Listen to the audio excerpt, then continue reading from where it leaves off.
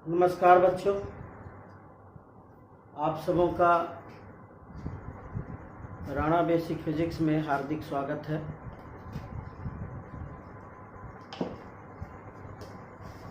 आप लोग जो फर्स्ट ईयर के बच्चे थे उनकी जो क्लास चल रही थी यूनिट एंड डायमेंशन, विमा और मात्रक, उसको आगे कंटिन्यू कर रहा है।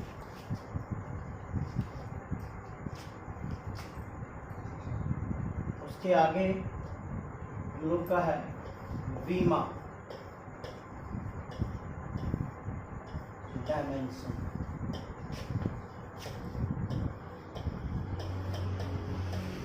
विमा किसे कहते हैं? तो किसी भी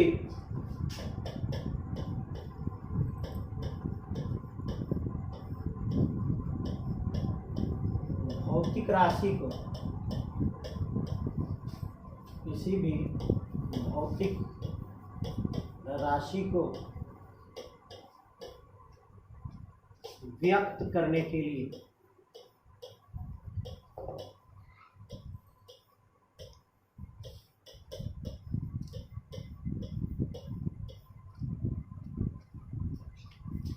मूल राशि पर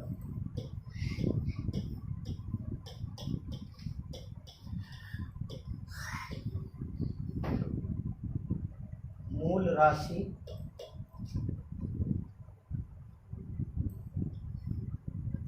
पर लगाए गए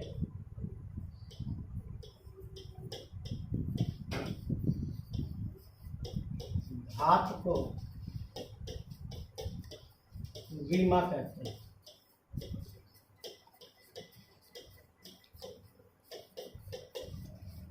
हम लोग इसके पहले वाले वीडियो में चर्चा किए थे कि मूल राशि मुख्यतः 3 है।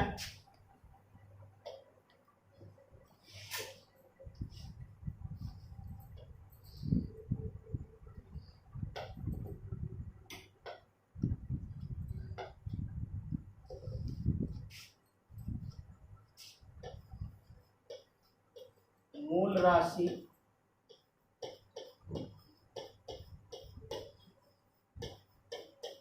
मुख्यतः 3 होते हैं।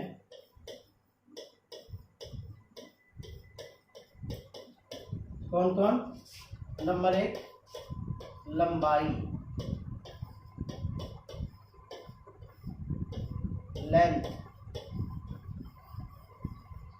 और इसको व्यक्त करते हैं एलसी, और इसका मात्रक होता है मीटर। दूसरा द्रव्यमान, मास एम, और मात्रक होता है केजी। तीसरा समय, टाइम, टी, मात्रक होता है सेकंड। तो हमारी जो मूल राशि मुख्यतः 3 है। ऐसे यह कहा जाता है कि मूल राशि 7 होते हैं। मूल राशि 7 होते हैं।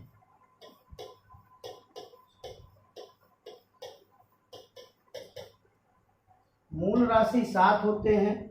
ये कौन कौन से होते हैं जरा वो देखें।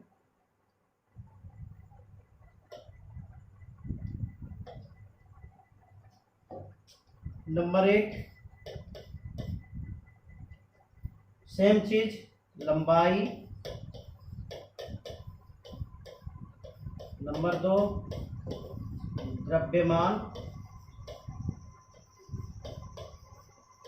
नंबर 3 समय।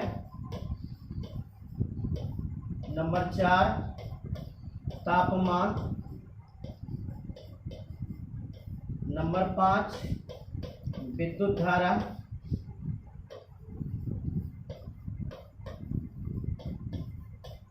नंबर 6 ज्योति तीव्रता,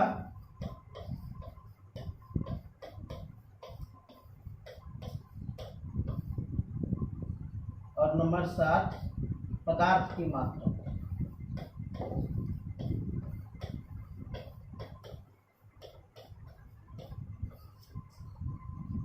सबका अपना अपना मात्रक है। लंबाई का मात्रक मीटर, द्रव्यमान का मात्रक केजी, समय का मात्रक सेकेंड एस, तापमान का मात्रक केल्विन या थीटा, विद्युत धारा का मात्रक एम्पियर, ज्योति तीव्रता का मात्रक कैंडेला, और पदार्थ की मात्रा मोल। मूल राशि 7 होते हैं। तो क्या कहा कि विमा किसी भौतिक राशि को व्यक्त करने के लिए मूल राशि पर लगाए गए घात को विमा कहते हैं। तो मूल राशि कौन है? ये 7 है। इन्हीं सातों को ये ऊपर जो हम घात देते हैं उसी घात को विमा कहते हैं। अब इसमें आप जानिए मात्रक विमा सूत्र किसे कहते हैं, उसके बाद दोनों को एक साथ हम बताएंगे।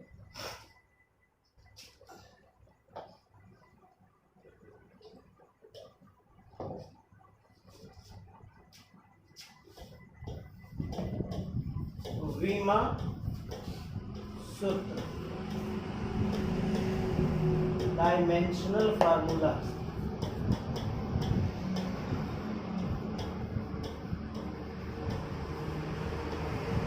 Dimensional formula. तो डायमेंशनल फार्मूला क्या है, विमा सूत्र क्या है?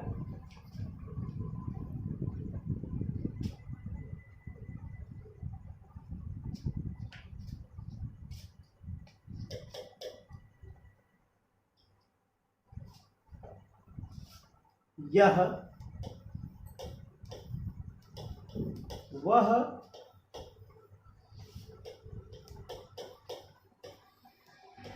व्यंजक है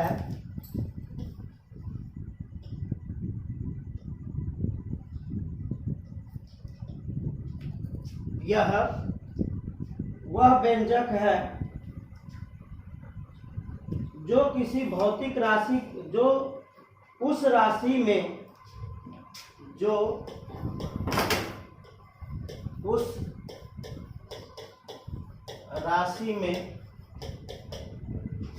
राशि में सम्मिलित मूल राशियों को उस राशि में सम्मिलित मूल राशियों को प्रदर्शित करता है।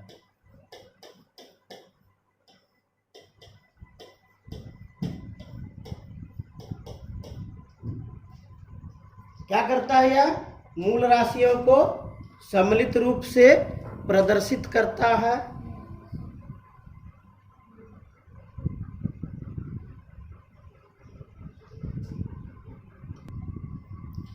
तो उस राशि में सम्मिलित मूल राशियों को प्रदर्शित करता है। तो कैसे प्रदर्शित करता है उसको देखना। जैसे कि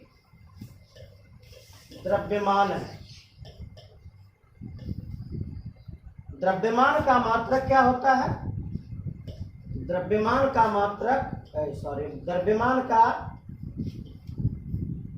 मूल राशि द्रव्यमान को हम m से सूचित करते हैं। अब हमारे पास जो मूल राशि है वो मुख्यतः 3 है। कौन कौन? m, l और t। लेकिन हम किसका विमा लिख रहे हैं या विमा सूत्र लिख रहे हैं? द्रव्यमान का लिख रहे हैं। तो द्रव्यमान अकेला है तो द्रव्यमान का घात 1 दे देंगे। लंबाई में तो कोई घात है नहीं, लंबाई का घात 0 है और समय का घात 0 है। इसे बड़ी ब्रैकेट में बंद कर देंगे। अगर ऐसा हम करते हैं तो ये क्या लिखाया, ये आपका लिखा गया विमीय सूत्र लिखा गया। ये क्या लिखाया, विमीय सूत्र लिखा। लेकिन हमको क्या लिखना था, हमको लिखना था विमा। और विमा क्या है, किसी भौतिक राशि को व्यक्त करने के लिए मूल राशि, मूल राशि कौन लिए थे हम लोग, एम एल और टी लिए थे। मूल राशि पर लगाए गए घात को, तो घात हमें क्या क्या मिला था, हमें घात 1 मिला, हमें घात 0 मिला, 0 मिला। तो लिखेंगे यहां द्रव्यमान का विमा 100 होता है। यदि हमें लंबाई का विमीय सूत्र लिखना है तो लंबाई के लिए एल आता है, तो एल आता है, तो एल का घात 1 हो गया। अब हमको एम और टी ये भी तो देना है, तो एम का घात कितना हुआ 0, टी का घात कितना हुआ 0। इसको बड़ी ब्रैकेट में बंद कर दीजिए। ये क्या लिखे हम लोग, ये लिखे हम लोग विमीय सूत्र को लिखे या विमा सूत्र को लिखे। अगर कहेगा कि इसमें विमा क्या है, तो विमा इसमें 0, L 1, 0। इसका विमा क्या है, जो घात इस पर हमने लगाया उसी को क्या कहते हैं, उसी को विमा कहते हैं। उसी तरह समय के लिए लिखेंगे, समय के लिए लिखेंगे तो क्या लिखेंगे, टी लिखेंगे। जिसके लिए लिखेंगे उस पर घात देंगे, हमने घात 1 दे दिया। अब एल तो लिखना पड़ेगा, तो एल तो हमको लिखना है नहीं, तो एल का घात 0 दे दीजिए, एम का घात 0 दे दीजिए। ये हो गया आपका विमीय सूत्र, विमीय सूत्र हो गया। अगर समय का विमा लिखना है, अगर समय का विमा लिखना है तो क्या क्या आया 0,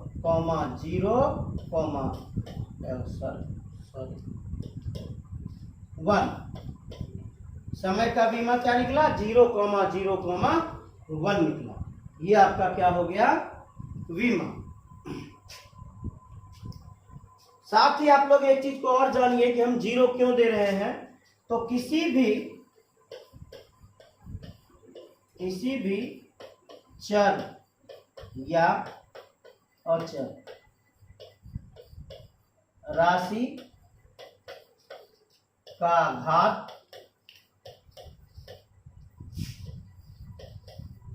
0 हो तो उसका मान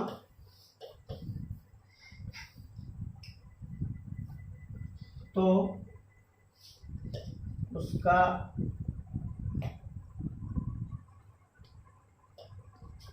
मान 1 होता है। अगर ऐसा है तो अगर हम m का घात 0 दे दिए, t का घात 0 दे दिए, तो m का घात 0 इसका मान 1 हो गया, t का घात 0 इसका भी मान 1 हो गया। अगर l का घात 1 में 1 और 1 से मल्टीप्लाई कर दे तो कोई अंतर तो आता नहीं है। तो इसलिए हम लोग क्या करते हैं, m का घात 0 l, जिसका विमा सूत्र निकालना, और निकाल के दिखाते हैं आपको। कहा त्वरण का विमा और विमा सूत्र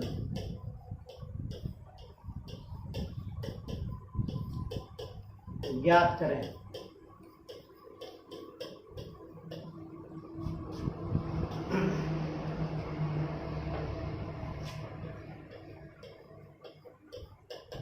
वही विमा सूत्र को ज्ञात करने के लिए या विमा को ज्ञात करने के लिए हमको क्या लाना होगा, पहले तो मूल राशि को ढूंढना होगा कि त्वरण में मूल राशि कौन कौन से हैं।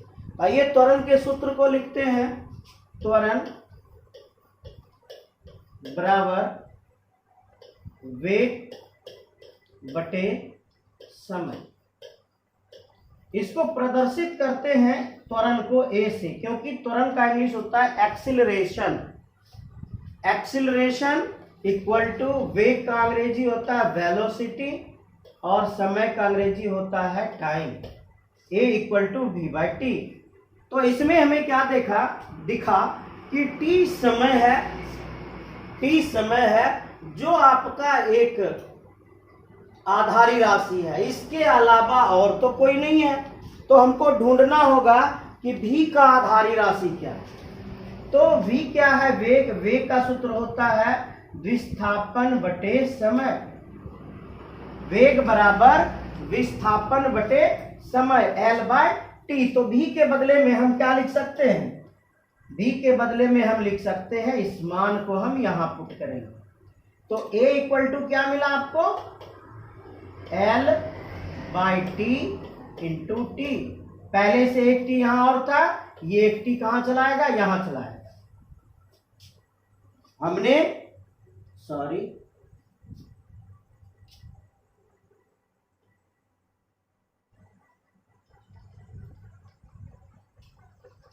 ये टी कहां से है ना, देखिए ये मान को तो v के पास रख दिए और इस टी का वीमा सूत्र यहां पर लिखे। तो L बाई टी, नीचे t गुना टी तो टी स्क्वेयर हो गया, L by T square. T square को ऊपर ले जाएंगे तो टी पर पावर -2।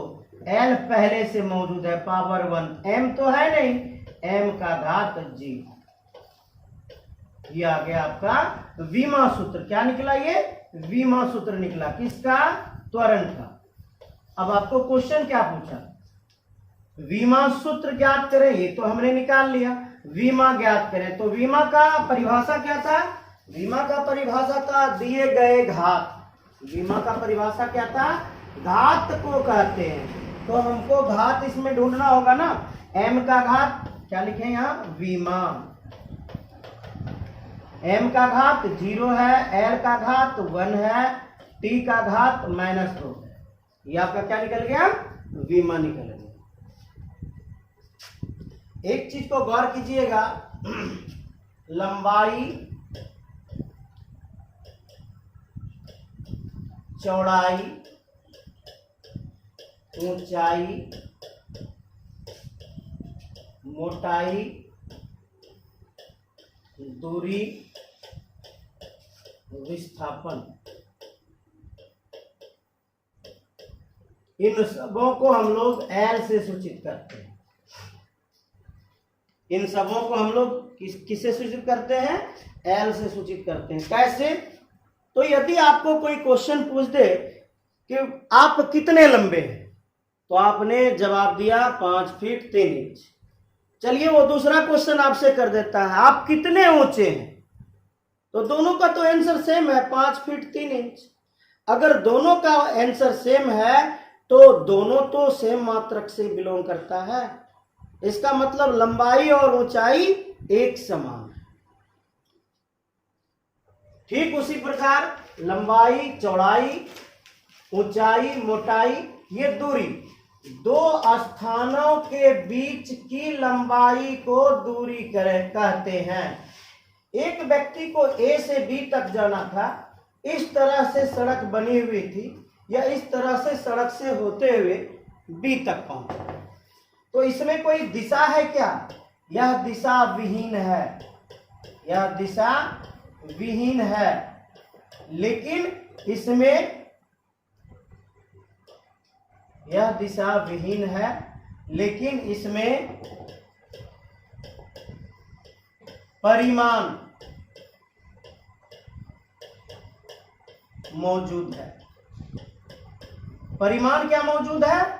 कि भाई वो जब A से B तक गया, कुछ तो दूरी तय किया होगा। मान लिया वो 7 किलोमीटर की दूरी तय, तो उसका परिमाण कितना हो गया? 7 किलोमीटर। लेकिन विस्थापन क्या है? ये A है, ये B है। तो दो स्थानों के बीच की न्यूनतम लंबाई को दो स्थानों के बीच की न्यूनतम लंबाई को क्या कहते हैं? विस्थापन कहते हैं। दो स्थानों के बीच की न्यूनतम लंबाई को क्या कहते हैं? विस्थापन कहते हैं। तो यह ए से बी तक गया, ए से बी तक ये भी गया, लेकिन इसकी दूरी कितनी है? बहुत कम है, हो सकता है 3 किलोमीटर हो जाए। तो इसमें क्या है? दिशा है और क्या है? इसमें परिमाण है, दोनों मौजूद है। लेकिन मात्रक क्या है? इसका भी मात्रक किलोमीटर है, इसका भी मात्रक किलोमीटर है। जो किसका मात्रक है? दूरी का मात्रक है या लंबाई का मात्रक है। अतः लंबाई, चौड़ाई, ऊंचाई, मोटाई, दूरी अगर आपको दिखे तो सबका विमा सूत्र क्या लिखेंगे? एल लिखेंगे। इसके बाद तो आप जान ही रहे हैं, द्रव्यमान के लिए क्या लिखेंगे? बड़ी एम लिखेंगे। और समय के लिए क्या लिखेंगे? बड़ी टी लिखेंगे। यही मुख्यतः 3 है। इस मुख्यतः 3 से आप कुछ भी बना सकते हैं। अगर आपको कह दे कि बल का विमा एवं विमा सूत्र ज्ञात करें,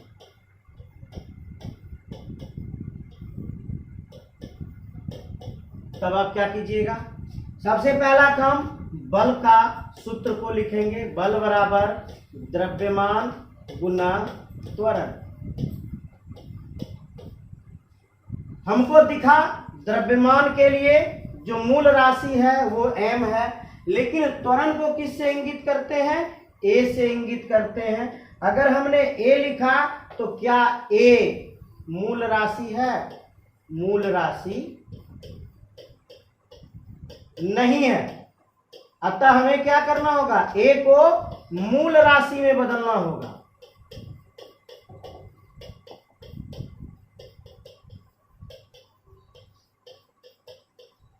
a को क्या करेंगे? मूल राशि में बदलेंगे। तो त्वरण के लिए अभी हम लोग तुरंत निकाले थे। क्या निकाले थे मूल राशि में? त्वरण के लिए हम लोग मूल राशि में निकाले थे m0 L1 t पर पावर -2। a के लिए क्या निकाले थे?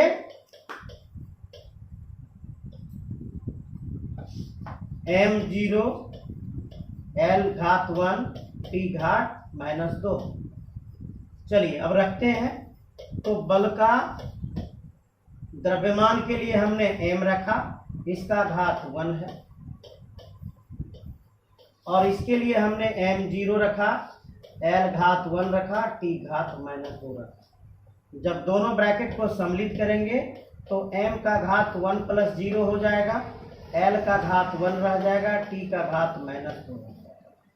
अब क्या बना? m का घात 1, L का घात 1, t का घात -2। ये इसका विमा सूत्र गया, विमीय सूत्र हमने प्राप्त किया। तो इसका विमा क्या हो जाएगा? इसका विमा क्या हो जाएगा? m का घात कितना? 1, L का घात कितना? 1, और t का घात कितना? -2। इसका विमा क्या हो गया? 1, 1, -2।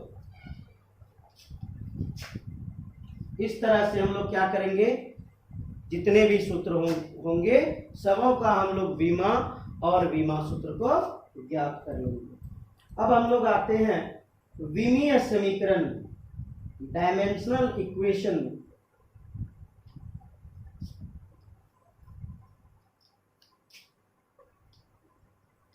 तो क्वेश्चन है आपका कि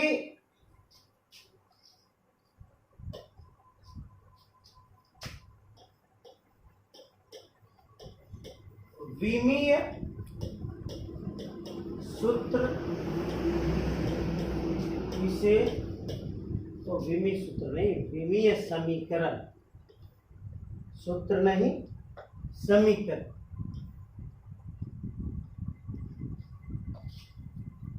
विमीय समीकरण किसे कहते हैं?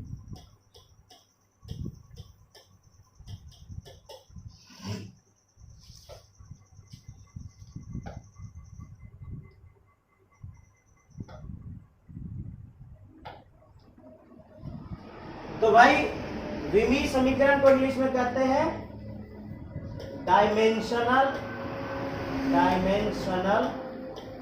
इक्वेशन।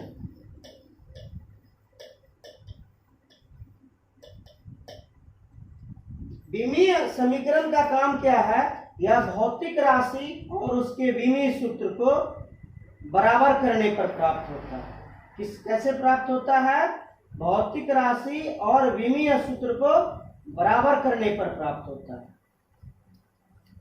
यह डायमेंशनल इक्वेशन कैसे प्राप्त होता है? भौतिक राशि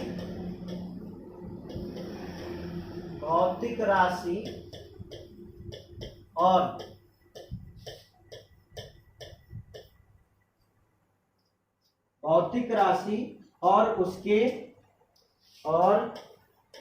उसके विमीय सूत्र को बराबर करने पर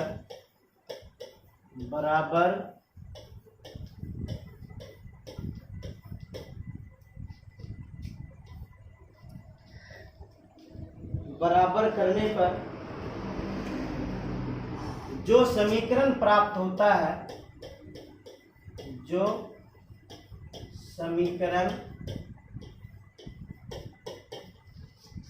प्राप्त होता है, उसे विमीय समीकरण कहते हैं। विमीय समीकरण कहते हैं।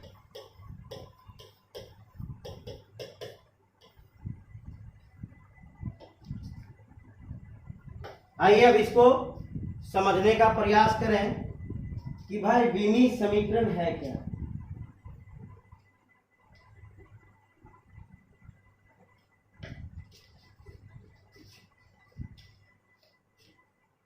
कार्य बराबर बल गुना विस्थापन। तो कार्य क्या है? कार्य को हम लोग बोलेंगे भौतिक राशि। कार्य को क्या बोलेंगे? भौतिक राशि। परिभाषा पढ़िएगा तो क्या कहता है?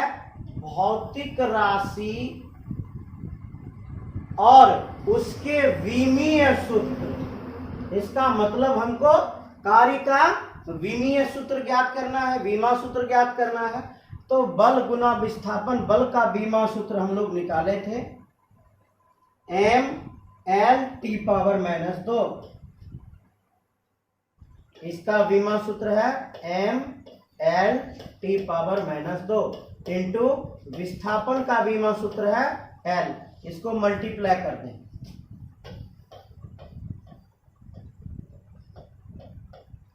mL² T⁻²।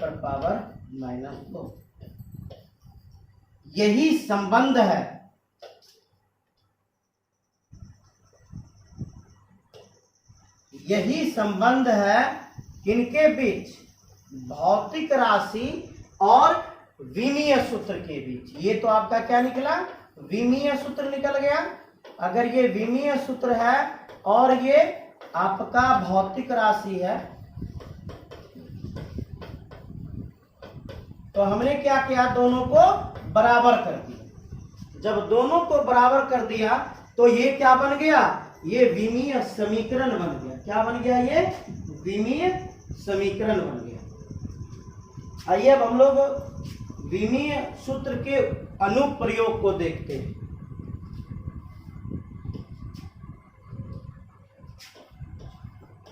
विमीय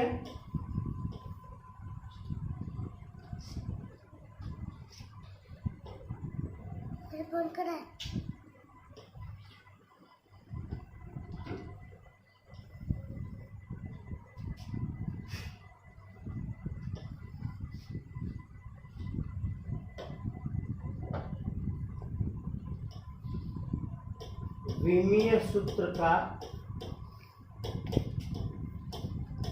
अनुप्रयोग। प्रयोग। तो विमीय सूत्र का अनुप्रयोग क्या है उसको समझने का प्रयास करते हैं हम लोग।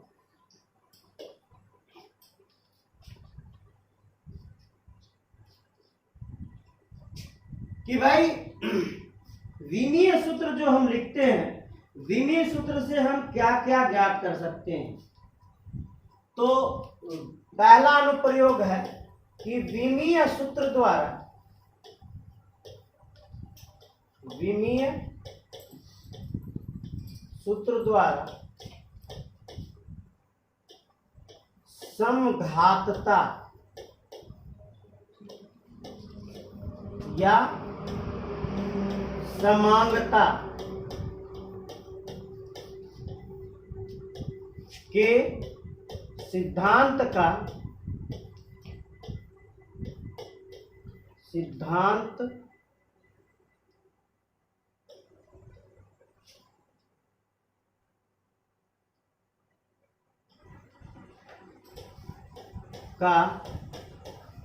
प्रयोग कर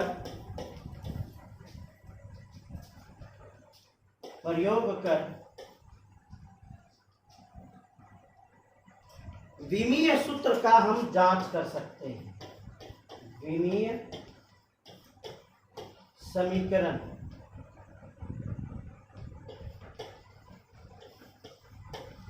का जांच कर सकते हैं। कैसे भाई? तो हम लोग क्लास 9 में पढ़े थे V equal to U plus AT। इसको जो हमने पढ़ा V equal to U plus AT,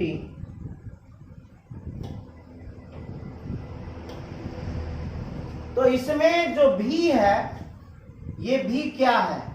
ये V है अंतिम वेग, अंतिम वेग। U क्या है? U है प्रारंभिक वेग। A क्या है? तो A त्वरण है। T क्या है? तो T समय।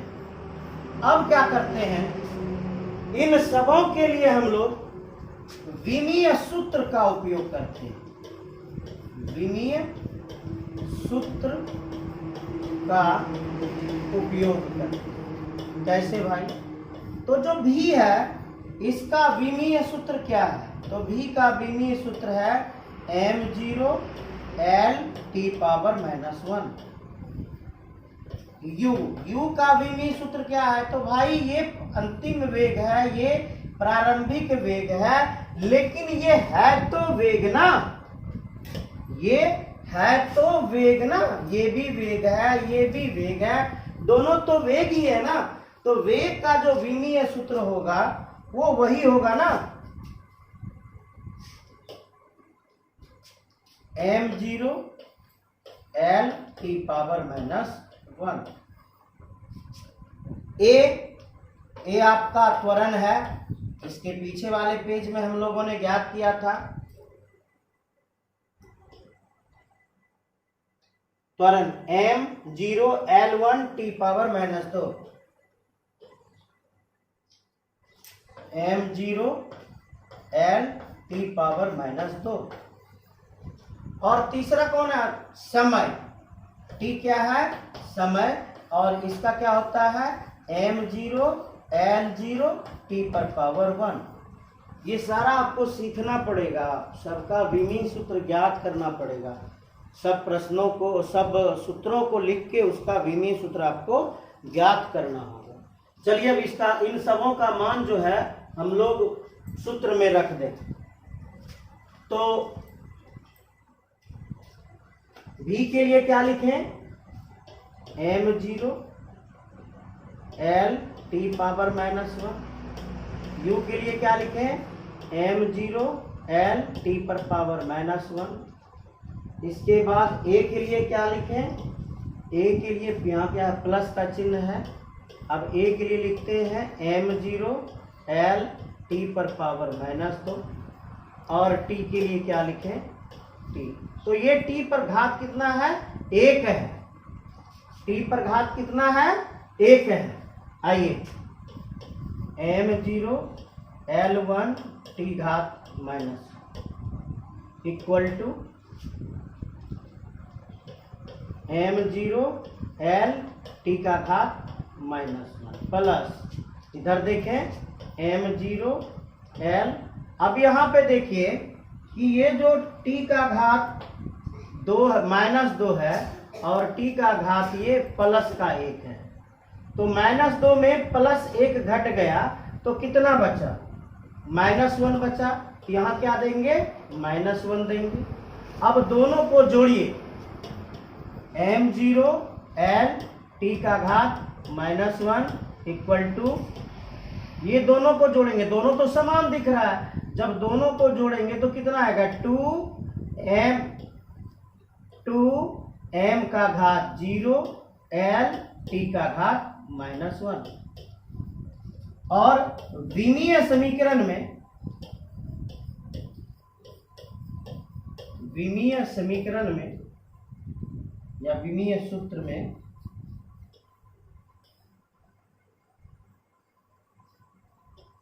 विमीय सूत्र में संख्यांक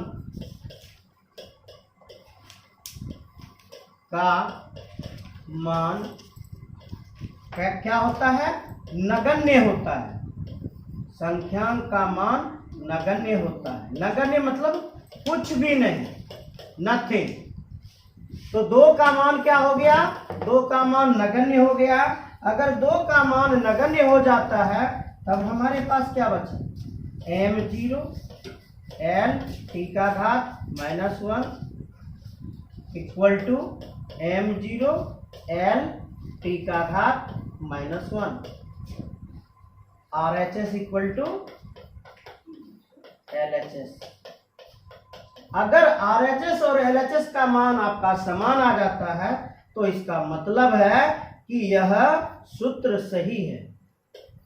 यह सूत्र क्या है, सही।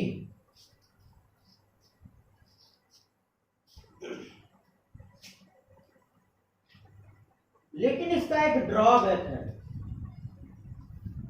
इसका ड्रॉबैक क्या है, सो देखिए भाई, हमने क्या किया, 2 का मान नगण्य कर दिया।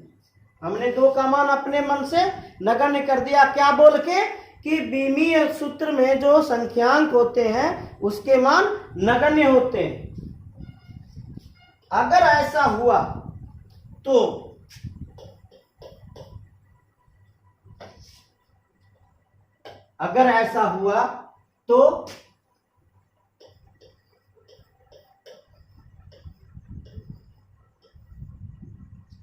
विमीय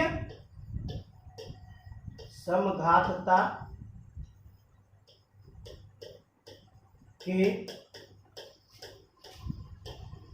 सिद्धांत से जो समीकरण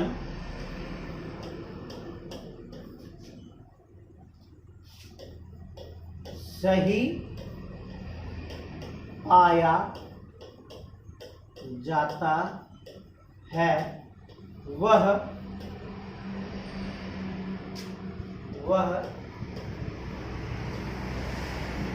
सही भी हो सकता है या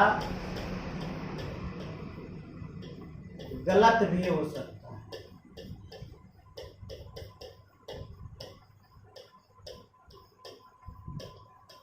क्यों भाई, क्योंकि हमने क्या किया, जो संख्यांक था, जो वहां पर संख्यांक आ रहा था, उस संख्यांक के मान को हमने क्या मान लिया था, नगण्य मान लिया था।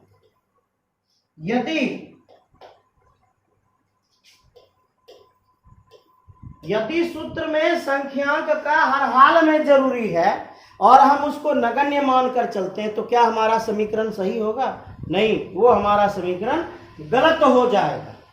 इसलिए हम लोगों को विमीय समघातता के सिद्धांत से जिस समीकरण को हम लोग सत्य कर देते हैं वह समीकरण सत्य भी हो सकता है और असत्य भी हो सकता है, दोनों हो सकता है।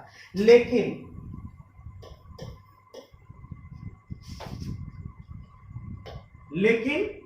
विमीय समघातता के सिद्धांत से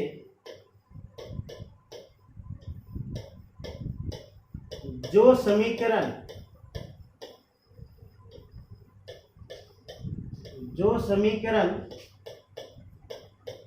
गलत पाया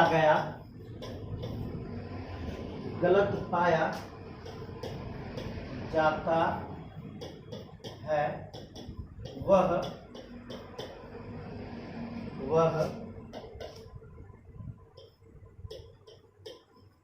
हमेशा ही गलत होगा, वह कभी सत्य नहीं हो सकता।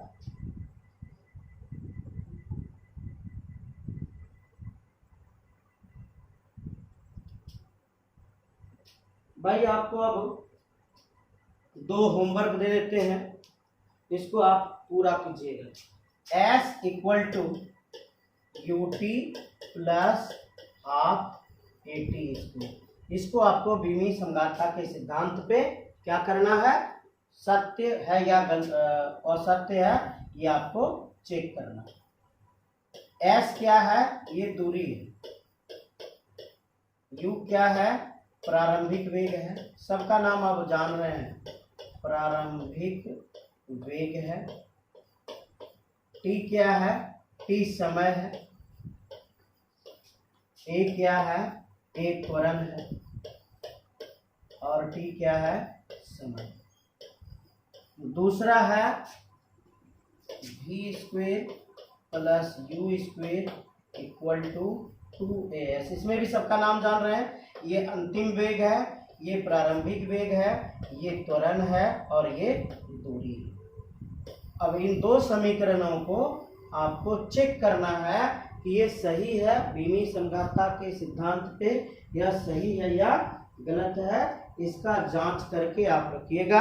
अगले क्लास में हम फिर इसको डिस्कस कर लेंगे। से इसके लिए धन्यवाद, पढ़िए मन से।